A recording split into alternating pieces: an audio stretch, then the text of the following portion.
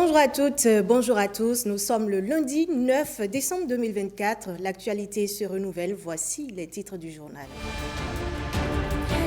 Des fonds exclusivement alloués aux personnes démunies grâce au guichet unique de protection sociale, une assistance du gouvernement visant à sortir cette couche des sentiers battus de la pauvreté.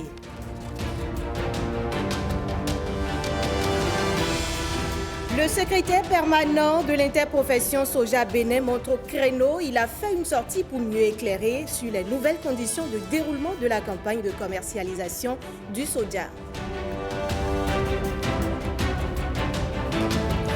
Et puis, les enfants au contact de la nature, cela se passe à Parakou. Ils ont pu apprécier les avantages qu'offrent les espaces verts grâce à cette sortie écologique organisée à leur profit par l'Agence béninoise pour l'environnement. Bienvenue à tous. Des personnes en situation de précarité reçoivent un appui financier pour développer des activités génératrices de revenus, ceci grâce à l'appui du guichet unique de protection sociale, une initiative visant à les rendre autonomes tout en garantissant une utilisation exclusive des fonds pour leur engagement. Reportage Christelle Tongodo et Wenceslas Aron-Imon.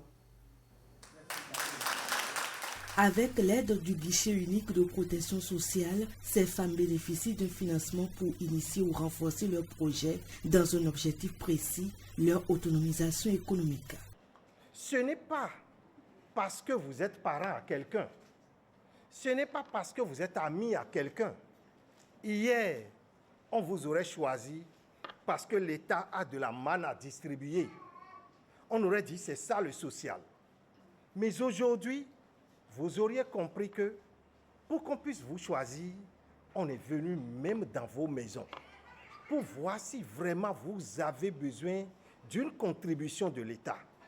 On est venu auditionner ceux qui sont autour de vous, votre mari, votre femme, vos enfants. On est allé même dans les quartiers pour voir si vraiment vous avez des difficultés à démarrer une activité.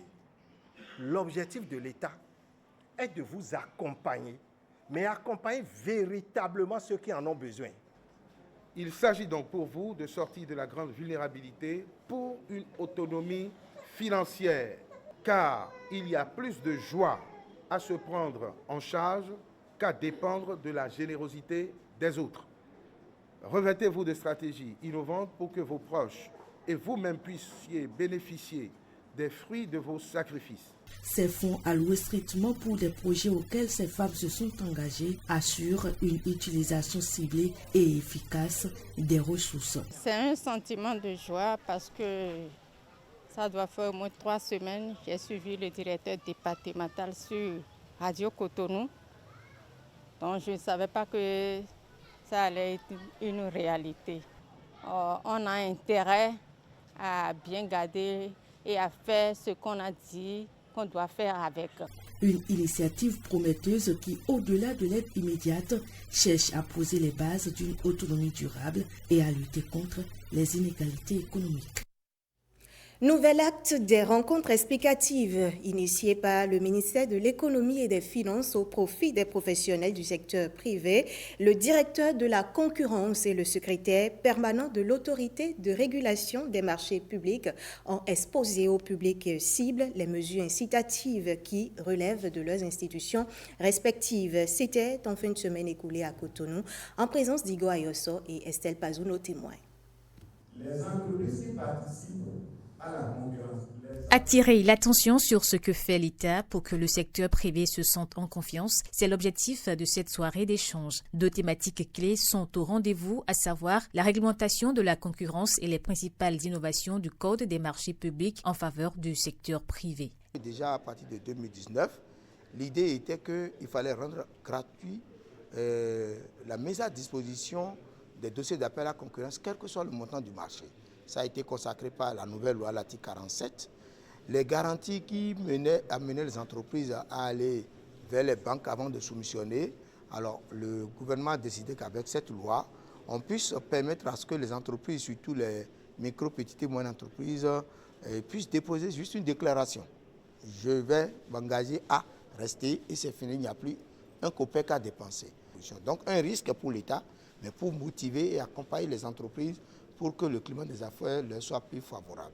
Les échanges sont interactifs, permettant de lever les incompréhensions. Le cadre institutionnel des marchés publics béninois est assez incitatif et a de quoi séduire la délégation tchadienne participant à cette session. En faisant une étude comparative entre les règles de passation des marchés publics du Tchad et celles du Bénin, nous avons constaté qu'il y a une certaine différence, aussi bien au niveau de la vente de DAO, aussi bien sur la sous-traitance, ainsi de suite. Beaucoup d'autres aspects qui sont relativement très intéressants. Nous avons eu peu de questions. Ça veut dire que le cadre institutionnel sur les marchés publics est clair pour vous. Le cadre institutionnel autour de la concurrence est également clair pour vous. D'autres rencontres avec le secteur privé sont prévues dans les prochaines semaines, portant sur d'autres aspects des mesures incitatives prises par le gouvernement. Partout dans le monde, ils sont souvent les premiers à répondre avec courage, dévouement et altruisme aux besoins des communautés. Selon les Nations Unies, le 5 décembre est dédié aux volontaires. Alors, au Bénin, la Journée internationale des volontaires a été célébrée par la Plateforme nationale des organisations de volontariat et de change de jeunes. Une cérémonie officielle s'est tenue à la mairie de Cotonou avec le soutien de l'Agence nationale pour l'emploi. Christelle Tongodo et Patrick Nimavo. La Journée internationale des volontaires met à l'honneur ces hommes et femmes dont l'engagement quotidien contribue de manière significative au développement socio-économique des nations. Cette journée est également l'occasion de reconnaître publiquement le rôle essentiel des volontaires dans le tissu social et économique du Bénin. Le volontariat comme moteur de développement. Au-delà de l'individu, les volontaires transforment les communautés. Ils accompagnent des projets essentiels, que ce soit dans l'éducation, dans l'environnement, la santé, la culture. Et que puis-je dire, chaque action volontaire contribue à bâtir un monde meilleur. Un appel à l'action a également marqué cette célébration portée par le plaidoyer des volontaires. Il faut noter que malgré l'engagement des volontaires, des moyens logistiques et financiers supplémentaires permettraient de démultiplier l'impact de nos actions. Investir davantage dans le volontariat, c'est renforcer la capacité de nos communautés à faire face aux défis actuels. Il faut noter qu'un cadre juridique à consolider est important. La reconnaissance et la protection sociale des volontaires restent des enjeux cruciaux. Une nouvelle qu'il me plaît de partager avec vous est l'élaboration du cadre juridique du volontariat au Bénin. D'ici 2025, le Bénin, à l'instar d'autres pays tels que le Burkina Faso, la Guinée, le Mali, le Niger, le Sénégal et le Togo, disposera d'une législation sur le volontariat, car nous avons bien conscience que l'absence d'une loi est une des contraintes au plein épanouissement du volontariat et à sa contribution au développement socio-économique du pays. La Journée internationale des volontaires 2024 a ainsi permis de réaffirmer l'importance du volontariat en tant que moteur d'inclusion, d'employabilité et de progrès. Une reconnaissance essentielle pour ces acteurs engagés au service du développement. On s'intéresse à présent au PAAC, entendez, Programme annuel d'assistance conseil. Et donc sa mise en œuvre au titre de l'année 2024 et la validation du plan de 2025 sont au cœur d'une séance d'évaluation à Parakou. Les travaux ont eu lieu vendredi dernier à la préfecture du Borgou. C'est sous la houlette du préfet du département du Borgou. Colombe Amadji et Jiska Akovi nous en disent plus. Il s'agit d'exposer au cours de ces travaux le bilan de la mise en œuvre du PAAC, Programme annuel d'assistance conseil pour le compte de l'année 2024 dans le département du Borgou. C'est l'occasion de présenter le projet du PAAC de l'an prochain et de procéder à sa validation. Il est essentiellement question ce matin d'apprécier la mise en œuvre donc, du plan annuel d'assistance conseil, surtout de relever les difficultés qui ont entravé donc, la mise en œuvre de ce plan annuel d'assistance conseil, les goulots d'étranglement et d'envisager donc les perspectives pour faire en sorte que le plan annuel d'assistance conseil au titre de 2025 puissent connaître un taux de réalisation satisfaisant. L'exécution du PAAC au plan départemental affiche un taux de 80% au début du mois de décembre 2024. Cette séance d'évaluation a permis de présenter aux acteurs conviés les étapes de préparation du nouveau guide d'élaboration des programmes annuels d'assistance conseil. Il y avait un comité départemental de suivi d'évaluation du PAC dans l'ancien guide. Ce comité n'existe plus par rapport au nouveau guide. Maintenant, c'est les membres de la conférence administrative départementale qui vont procéder désormais à l'évaluation et au suivi de la mise en œuvre du programme annuel d'assistance conseil. Or, par le passé, c'était ce comité départemental de suivi et évaluation qui le faisait. Le PAAC est un document de synthèse et de planification qui regroupe l'ensemble des activités destinées à renforcer les capacités des communes et des directions déconcentrées. Une mise au point dans ce journal, elle concerne les nouvelles conditions de déroulement de la campagne de commercialisation du soja. Suite aux séances d'explication organisées par l'interprofession sur les règles relatives à la circulation de ce produit sur l'ensemble du territoire national, une polémique a émergé sur les réseaux sociaux. Et pour mettre un terme à la désinformation, le secrétaire permanent de l'interprofession, Soja Bénin, s'est prononcé au micro de Enoch Mopatin. Depuis quelques jours, on est en train de faire des sensibilisations au profit des acteurs de la filière soja pour leur présenter le mécanisme de la commercialisation du soja au titre de cette campagne 2024-2025. Il faut dire qu'il n'y a aucune exigence, aucune contrainte pour le producteur pour pouvoir transporter son produit du champ vers la maison. Aucun document n'est exigé au producteur. Il y a qu'au sein des magasins identifiés au niveau des arrondissements, c'est à ce niveau la commercialisation va s'opérer. Pour prendre le produit du village vers le magasin, les responsables de la coopérative délivrent une fiche d'évacuation aux producteurs pour qu'ils ne soient pas dérangés sur la route par les forces de l'ordre. Il y a une nuance entre la fiche d'évacuation et la fiche de convoyage. La fiche de convoyage est délivrée par le service des douanes. Et cette fiche facilite le transport du produit des magasins vers les unités de transformation. La fiche à retirer au niveau du service des douanes est gratuite. La fiche d'évacuation est détenue par les responsables de la coopérative pour faciliter le transport des produits du village vers les magasins identifiés qui vont servir de base pour la commercialisation. Toutefois, pour les villages qui sont distants, les producteurs s'organisent au sein de leur village pour organiser la vente groupée et les transformateurs viennent directement au niveau de ces villages pour prendre le produit. Dès que le transformateur vient enlever le produit, les fonds sont systématiquement payés aux producteurs. L'exportation est interdite. Les sorties frauduleuses sont interdites. Et c'est le moment d'en appeler à la conscience de tout le monde. Nous exhortons tous les acteurs à ne pas s'adonner à ces pratiques.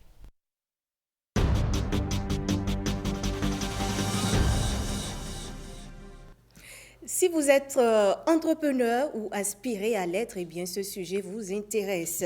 Chaque année, des millions d'entreprises ferment leurs portes victimes de mauvaise gestion ou de crises imprévues.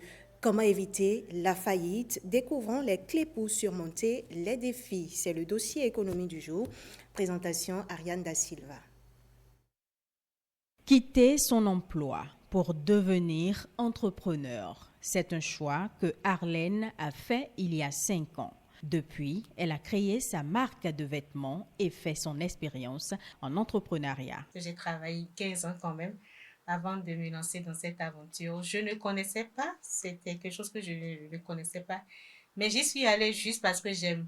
Yazid, un autre entrepreneur diplômé en agronomie, a su se démarquer dès le départ. Ma spécialité, c'est beaucoup plus les cailles. J'avais assez de produits d'élevage, j'arrivais pas à écouler.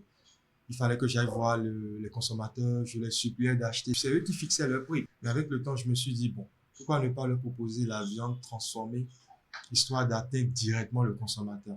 C'est de là est venue l'idée du restaurant. Aujourd'hui, je ne regrette pas. S'il n'avait pas anticipé, Yazid aurait peut-être mis la clé sous la porte. C'est le cas de nombreux entrepreneurs qui ont fait faillite du jour au lendemain. Lorsqu'on parle de faillite en entreprise, c'est que l'entrepreneur ou l'entreprise a du mal avec les ressources qu'elle a à payer ses dettes. C'est un problème auquel sont confrontées les entreprises. Lorsqu'on parle de faillite, on parle également de la difficulté d'une entreprise à s'adapter à l'évolution du marché. Les entreprises se retrouvent dans ce genre de situation pour plusieurs raisons. C'est la mauvaise gestion financière. C'est seulement après 5 ans que je fais maintenant aujourd'hui l'exercice de me formaliser. Nous nous lançons sans avoir forcément le capital qu'il faut. Nous nous lançons sans être forcément formés. Nous nous lançons sans connaître des bases, des élémentaires de gestion.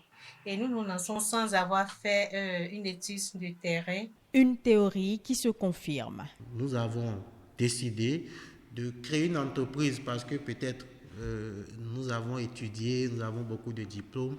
L'État ne recrute plus et on s'est dit, bon, on peut créer une entreprise. En réalité, ce n'est pas ça. La culture entrepreneuriale vous oblige aujourd'hui à faire quoi? Lorsque vous avez une idée d'entreprise, à faire une étude de marché, à regarder si vous avez les ressources pour lancer votre entreprise, à faire un business model, un business plan. Si vous ne faites pas ça, ça veut dire que déjà au début, vous avez un problème parce que ça ne va pas vraiment perdurer dans le temps. Certaines compagnies, par exemple, quand elles savent que les banques les approchent pour leur donner des prêts et qu'elles sont habilitées à prendre, éligibles à ces prêts-là, elles n'hésitent même pas à prendre ces prêts. Pourtant, prendre un prêt voudrait dire que vous allez payer et le principal et les intérêts. Eh bien, si la compagnie ne tourne pas bien pour pouvoir payer les intérêts et le principal, cette compagnie va se retrouver dans une période où ce serait difficile pour elle de faire face à ces différents engagements. Mais que faire pour éviter de mettre la clé sous la porte? On pourra ajouter le fait qu'il faut multiplier, mais diversifier ses sources. C'est-à-dire ne pas avoir une seule source d'approvisionnement, ne pas avoir un seul client. Il faut savoir le diversifier, aussi savoir diversifier ses produits. Il est aussi important de payer à temps ses impôts et ses obligations, de sorte que cela n'entraîne pas des pénalités. Quand il y a une forte pénalité, la trésorerie de la compagnie va en souffrir. La personne qui partage votre vie, il faut qu'elle soit ouverte, qu'elle soit disponible et qu'elle soit disposée à accepter qu'il pourrait y avoir des moments où vous serez absente. Quand cela manque, c'est que il est 22h, vous rentrez à la maison, il est 19h, les enfants n'ont pas mangé. Quand vous commencez à entendre ces genres de cloches matin, midi, soir, c'est que de manière mentale, vous êtes déjà atteinte. Ça vous freine dans vos élans. Faire faillite ne veut pas dire la fin du monde. Je pense même que dans certaines cultures, entre par exemple aux États-Unis, lorsque vous avez fait 2-3 fois faillite, vous êtes plus compris. Les gens estiment que vous avez essayé et que vous avez échoué déjà plusieurs fois, ce qui veut dire que vous avez la possibilité, puisque vous vous êtes relevé, d'atteindre vraiment votre objectif. La première chose que je dis à un entrepreneur, c'est de ne pas rester couché. En réalité, c'est un très bon début parce que les erreurs qui l'ont conduit à la faillite, il ne fera plus jamais ces erreurs-là. S'ouvrir à l'actionnariat peut aussi être une formule pour éviter la faillite.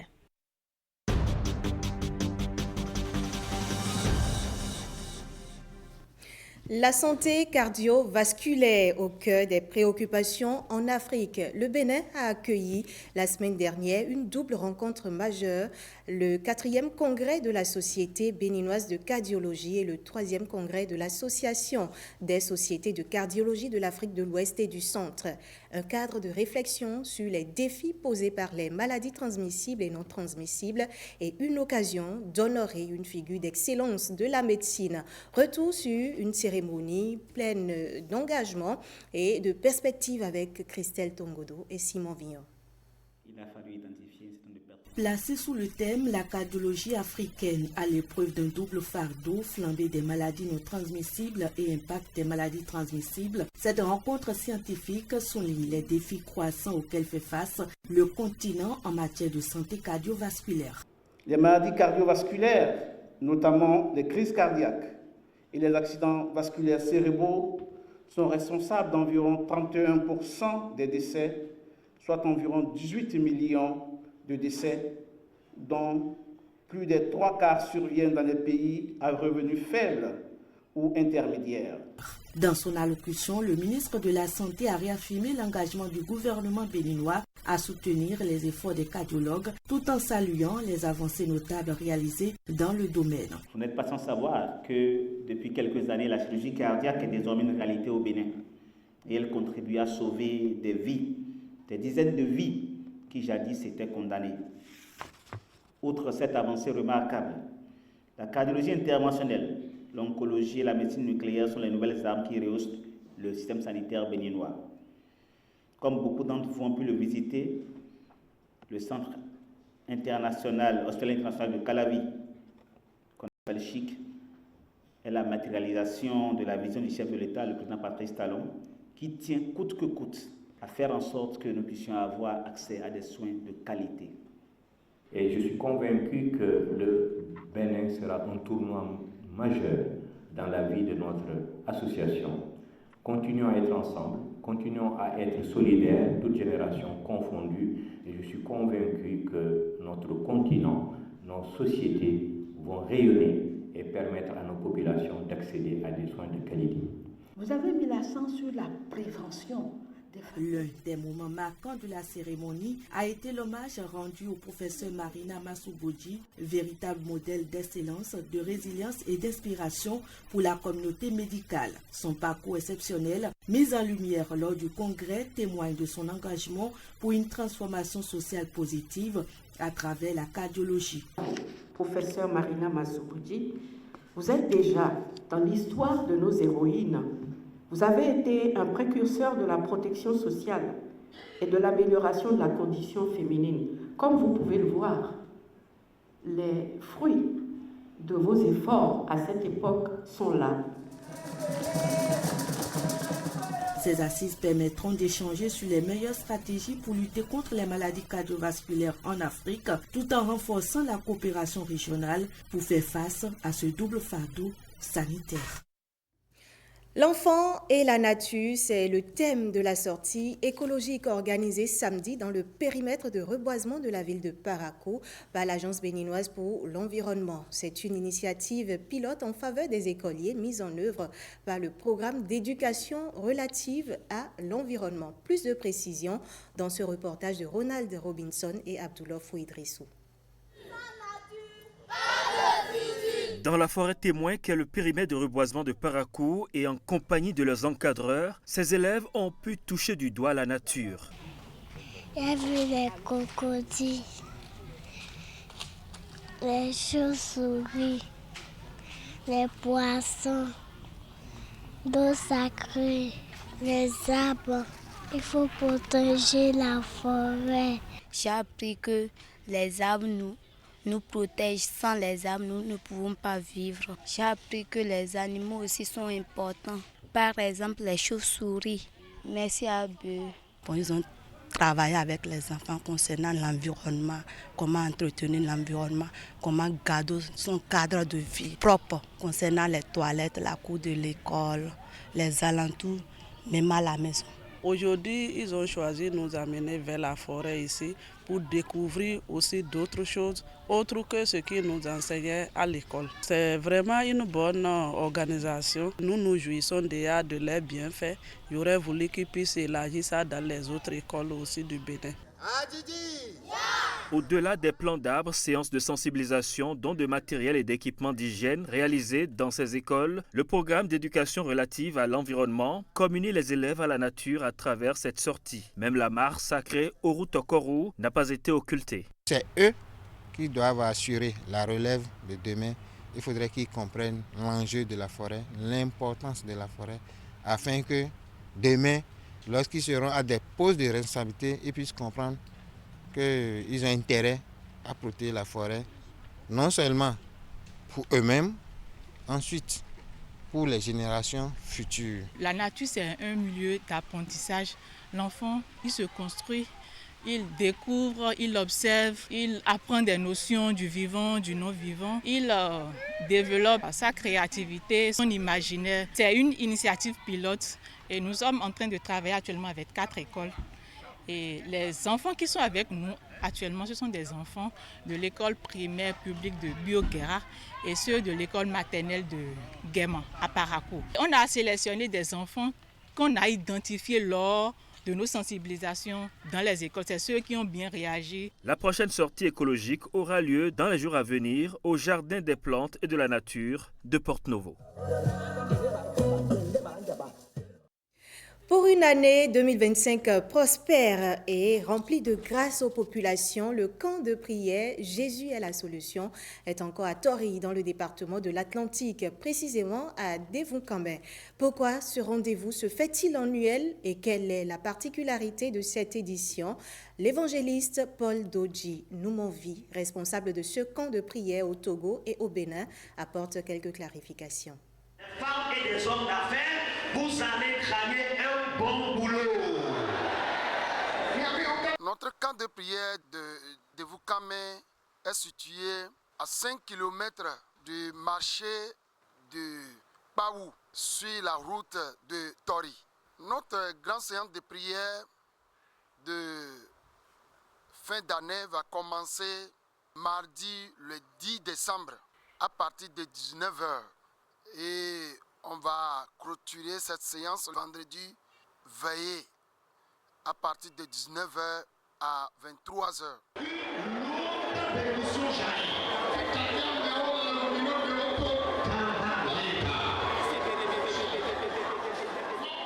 Je vais profiter de cette occasion pour inviter toute la population du Bénin et du Cotonou et ses environs à participer. Ça va vous faire du bien parce que c'est la séance de fin d'année. Venez recevoir votre bénédiction. Soyez bénis. Que la grâce du Seigneur vous accompagne. La bénédiction de Dieu est déjà descendue.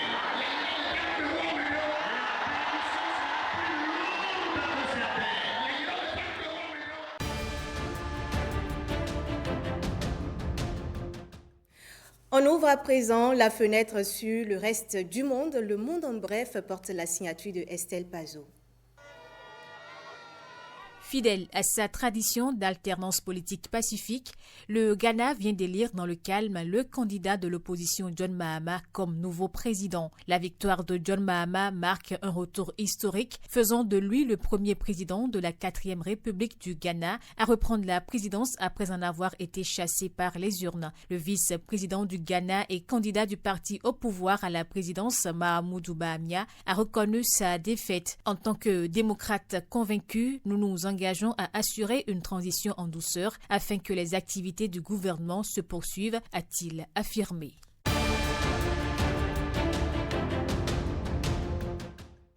La paix est menacée. 24 heures après le limogeage d'Apollinaire Kyelem de Tambela et la dissolution de son gouvernement, le chef de la junte au pouvoir à Ouagadougou a nommé Rim Talba Jean-Emmanuel Ouedraogo au poste de Premier ministre. Ce dernier était en charge du ministère de la Communication avec rang de ministre d'État dans l'ancienne équipe. C'est dans un décret lu à la télévision burkinabé que le capitaine Ibrahim Traoré a annoncé sa décision. Madame, Monsieur, ainsi prend fin ce journal que je vous remercie d'avoir suivi. Bel après-midi à chacun et à tous.